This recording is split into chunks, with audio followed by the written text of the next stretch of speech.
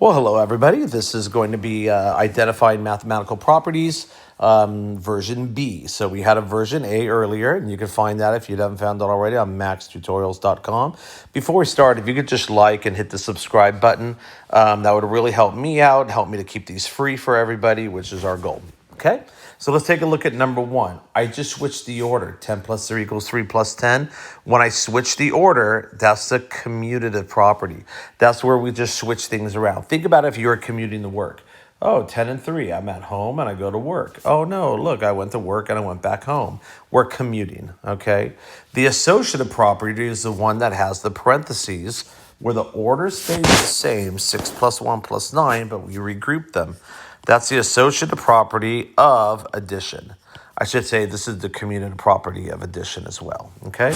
Number 3, if I add 0 to something, it stays the same. That's the identity property of addition, okay?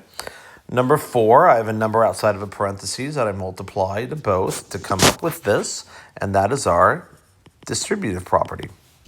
Number 5, I just change the order. I commute them. Ooh, not an A. Commutative property of what, though? Of multiplication, because I'm multiplying, okay? You can do that with multiplication. Ooh, what happened there?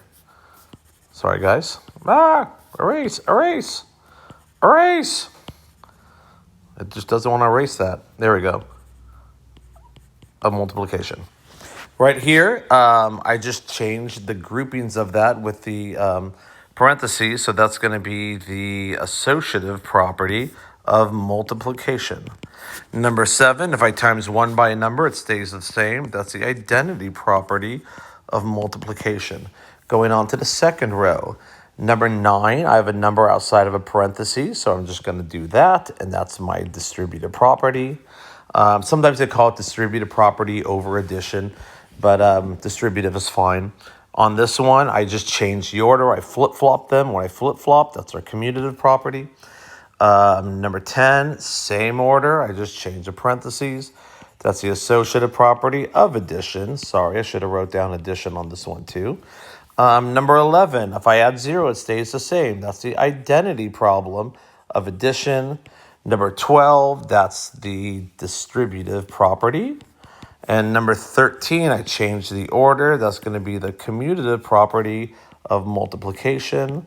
And number 14, I just changed the grouping. That's going to be the associative property of multiplication. Okay, so there you go. There's version B. If you want a little more help, I'm going to have very similar problems in version C. Hopefully you're starting to get this, and I'll see you guys on the other video.